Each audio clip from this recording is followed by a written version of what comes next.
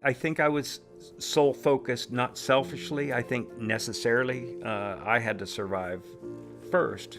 But my wife, she was kind of left hung out to dry until this became our reality instead of my reality. My name is Matt Schobert, and I had nearly a 30-year fire service career. I spent 15 years with the largest fire district in the state of Arizona, progressing from the rank of firefighter, engineer, captain, and battalion chief. I spent nearly 9 years in Sedona, at which point I took a job in Hemet, California as their fire chief for 3 years, and then I spent 4 years in Murrieta as their fire chief. Matt and I met on a blind date in Arizona. The minute the door opened, I knew he was my soulmate. I knew I would end up marrying him. And we got married in August of 1989 and been married 27 years. I was one of those individuals that not only had made it my job, but it was my hobby. It was everything. It was my identity. I mean, I have a Dalmatian dog with flat top, a big mustache. I always seemed to gravitate to the busy fire stations that had more fires than the others and more traumatic incidents than the others. I didn't think of the risk. I truly didn't. He was smart, he was safe, and I thought every shift when he left, he would come home. I didn't think anything would happen. On the morning of July 2nd, 2014, I was actually functioning in my role as fire chief, but I was putting on a different hat that day in the role of the fire marshal. We were requested to respond out to the northwest corner of the city of Murrieta to monitor a brush clearing operation. I remember getting out of my vehicle with my little Garmin weather device, and that's the last thing I remember that's clear. I woke up, I don't know if it's 2 minutes later or 20 minutes later, face down in the dirt.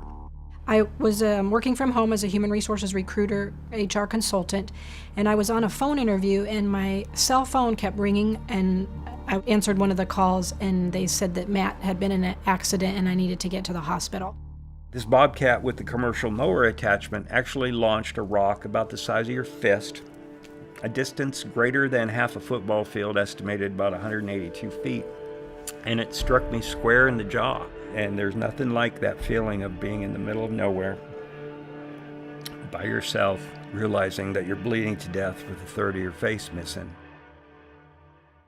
So they flew me to Loma Linda University Medical Center, where the best, he was a trauma surgeon, a physician, and a dentist, oral maxillofacial surgeon, happened to be on duty, one of the world-renowned guys. And he and his team spent 6 hours putting me back together again.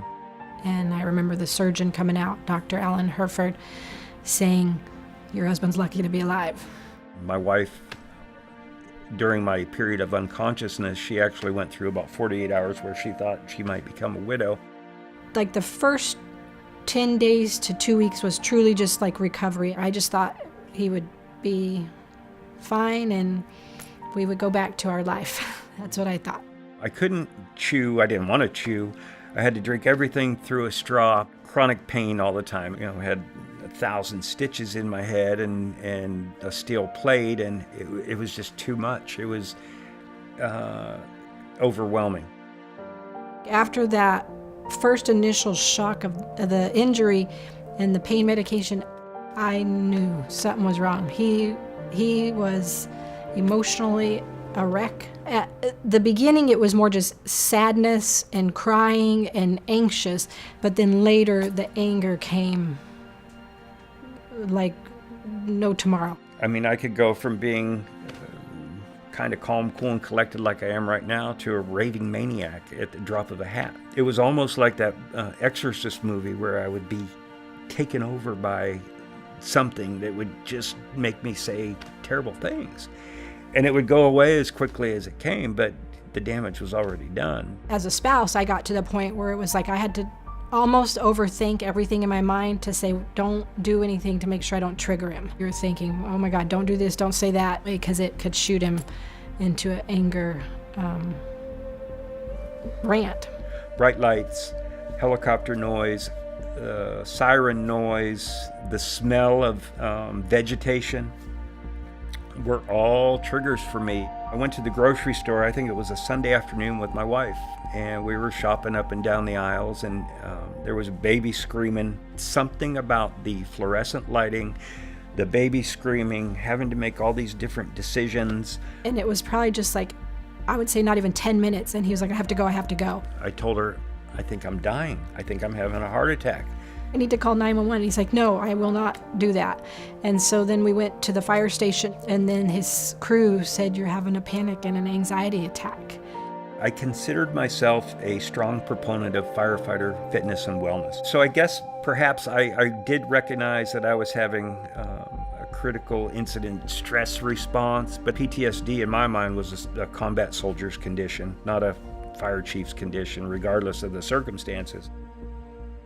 There were times where I thought, should I get out of this marriage? Where there were times I thought, should I just leave? Am I better off without him and he better off without me? But I'm married this man, I'm committed to him, I'm gonna make it work.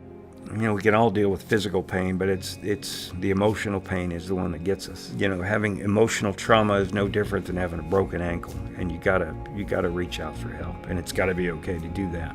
I mean, we have done over the last 2.5 years all types of therapies and counseling.